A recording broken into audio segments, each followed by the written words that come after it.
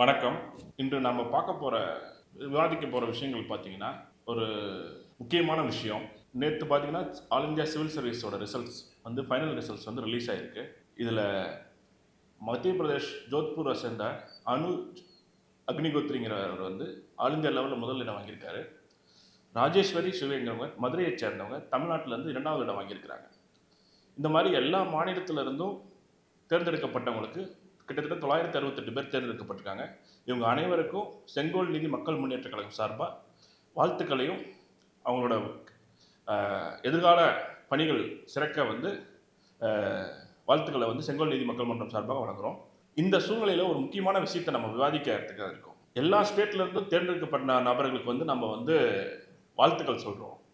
இந்த புதுச்சேரியிலேருந்து யாரும் தேர்ந்தெடுக்கப்படலைங்கிற ஒரு தகவல் இருக்குது. அப்படியே தேர்ந்தெடுக்கப்பட்டிருந்தாலும் ஒரு நபர் 2 நபர் தான் இருந்திருப்பாங்க. அவங்கள அரசு அடையாளப்படுத்த முடியல. அடையாளப்படுத்துறது கூட பரவாயில்ல. ஏன் இந்த நிலைமை? நம்ம புதுச்சேரியிலிருந்து தேர்வு ஏன் கம்மியாக இருக்குது சிவில் சர்வீஸில் அப்படிங்கிற கேள்வி இந்த 25 ஆண்டு காலமாக நமக்கு தேர்வுகள் சிவில் சர்வீஸ் தேர்வுகள் எவ்வளோ பேர் தேர்வாயிருப்பாங்கன்னா ஒரு 20 நபருக்குள்ளே தான் இருப்பாங்க. அதில் உயர் அதிகாரிகள் என்னோட நண்பர்கள் கூட இருக்கிறாங்க. அவங்களுக்கு அரசோட சப்போர்ட்லேயோ இல்லை நம்மளோட ஊக்குவிப்புலேயே நடந்ததில்லை. அவங்களோட தனி உழைப்பில் கடுமையான உழைப்பில் தான் அவங்க அந்த சர்வீஸ் வாங்கியிருக்கிறாங்க. ஆனால் மற்ற மாநிலங்களில் சிவில் சர்வீஸ் தேர்வுக்குன்னு பார்த்தீங்கன்னா தமிழ்நாட்டில் தனியாக தேர்வு மையங்கள் இருக்குது. தேர்வுக்கான கோச்சிங் கிளாஸஸ் நடத்துகிறாங்க. ஆதிதிராவிட நலத்துறையிலேருந்து சரியாக நடத்துகிறாங்க. நம்ம மாநிலத்தில் பார்த்தீங்கன்னா இந்த மாதிரி கோச்சிங்ன்ற சிவில் சர்வீஸ் தேர்வுக்குன்னு இல்லை, எந்த போட்டித் தேர்வுக்கும் அரசு சார்பாக எந்த கோச்சிங்கும் முன்னெடுக்கிறது இல்லை. இது என்ன ஒரு கோச்சிங் தானே, யாரோ ஒருத்தர் 2 பேர் சர்வீஸ் வாங்குறதுனால என்ன நடந்துரும் அப்படிங்கிறது தான் நம்மள ஒரு சாமானிய கேள்வியாக நீங்கள் இப்போ ஃபேஸ்புக்கில் கூட கமெண்ட் வைக்கிறீங்க. பட் அது கிடையாது. ஒரு சிவில் சர்வீஸ் தேர்வுக்கு ஒரு அரசாங்கம் முன்னெடுப்பு இன்னைக்கு வருஷத்துக்கு ஒரு 1000 பேர்த்த தேர்ந்தெடுத்து அவங்க ட்ரைனிங் கொடுக்குறாங்க அப்படின்னா ஒரு 10 பேர் செலக்ட் ஆனால் கூட மிச்சம் இருக்கிற நபர்கள் எல்லாம் வெவ்வேறு மத்திய அரசு பணிகள், பேங்க் பணிகளுக்கோ இல்லை சிஆர்பிஎஃப் அந்த மாதிரி போட்டித் தேர்வில் தன்னை தயார்படுத்திக் கொள்றதுக்கோ இதை தாண்டி மற்ற எண்ணற்ற சிவில் சர்வீஸ் யூபிஎஸ்சி தேர்வுகளை தேர்ந்தெடுக்கிற ஒரு வாய்ப்பு கிடைக்கும். இப்படி இருக்கிற சூழலில் புதுச்சேரியில் இந்த முன்னெடுப்பே எடுக்காதனால மத்திய அரசு பணியில் நம்மளோட பங்களிப்பே இருக்கிறது இல்லை.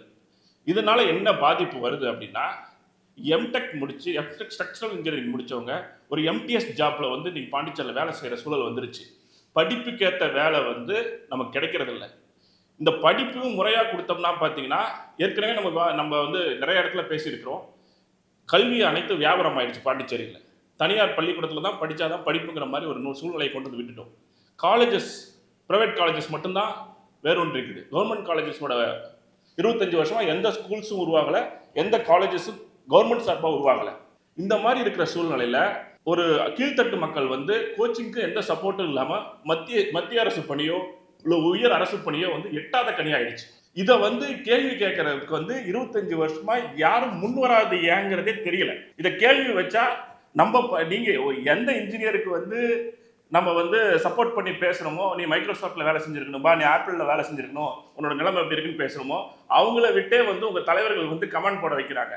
நீ அவங்கள்ட்ட கேட்கிற கேள்வி என்ன அப்படின்னா, ஏன் இந்த வேலை வாய்ப்பை நீங்க உருவாக்கல? வேலை வாய்ப்புக்கு மட்டும் இல்லை, இந்த வேலை வாய்ப்புக்கான வழிகாட்டுதல். இப்போ ஆந்திரா பார்த்தீங்கன்னா 1996 தன்னோட சிலபஸே சிவில் சர்வீஸ் ஓரியன்டா ஸ்கூல் சிலபஸை மாற்றினாங்க.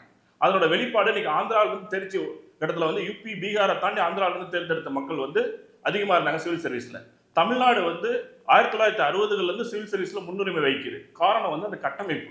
எந்த மாநில அரசு தேர்ந்தெடுக்கப்பட்டாலும் அந்த மாநில அரசு தன் சிவில் சர்வீஸ் ஆஃபீஸர்ஸ் உருவாகணும்னு சொல்லிட்டு அவங்களுக்கு இந்த வாய்ப்பை கொடுத்து அவங்கள ட்ரைனிங்ஸ் கொடுக்குறாங்க. பட் பாண்டிச்சேரியில் ஒரு படித்தவங்களுக்கு ஒரு வேலை வாய்ப்புக்கான சிந்தனையோ ஒரு உயர் பதவி கொண்டு வரணுங்கிற சிந்தனையோ இதுவரைக்கும் உருவானதில்லை. இது இந்த நிலைமை இதோட மாறணும். ஒரு தலைமுறையே உயர் பதவியில வராம தடுத்துட்டாங்க. இதை எந்த அரசியலும் எந்த ஒரு அரசியல்வாதியும் இதை ஏன் கேள்வி கேட்கல? உயர் பதவியில பாண்டிச்சேரிக்காரங்க இருக்க தகுதி இல்லையா? எங்க மாணவர்களுக்கு தகுதி இருக்கு, எல்லா விதமான இருக்கு. வாய்ப்பை நீங்க மறுக்கப்பட்டிருக்கீங்க. இந்த வாய்ப்பு இதுக்கு மேலேயும் நம்ம மறுக்காம இருக்கணும் அப்படின்னா, நம்ம ஆட்சிக்கு வரும்போது ஒவ்வொரு தொகுதிக்கும் குறைஞ்சது 100 ஸ்டூடெண்ட்ஸை நம்ம தேர்ந்தெடுத்து டிகிரி முடிச்சவங்கள 3000 ஸ்டூடெண்ட்ஸ் வருஷத்துக்கு சிவில் சர்வீஸ்க்கான கோச்சிங்க்கு இலவசமாக அரசே ஏற்று நடத்தும். அதுல இல்லாமல் மற்ற தேர்வு பணிகளுக்கும் நடத்தும். இதனோட வெளிப்பாடு என்ன அப்படின்னா, சிவில் சர்வீஸ் மூலியமாக தான் நமக்கு பிசிஎஸும் கிடைக்கும். ஸோ பாண்டிச்சேரியை சார்ந்தவங்க பிசிஎஸ்ல இல்லாத அளவுக்கு ஒரு சூழ்நிலை போயிடுது. மற்ற மாநிலத்தில் குரூப் ஒன்ல இருந்து வராங்க, பட் பாண்டிச்சேரிக்கு உயர் பதவியில பாண்டிச்சேரிக்காரங்க வராத அளவுக்கு ஒரு சூழல் வந்து உருவாகி இருக்கு.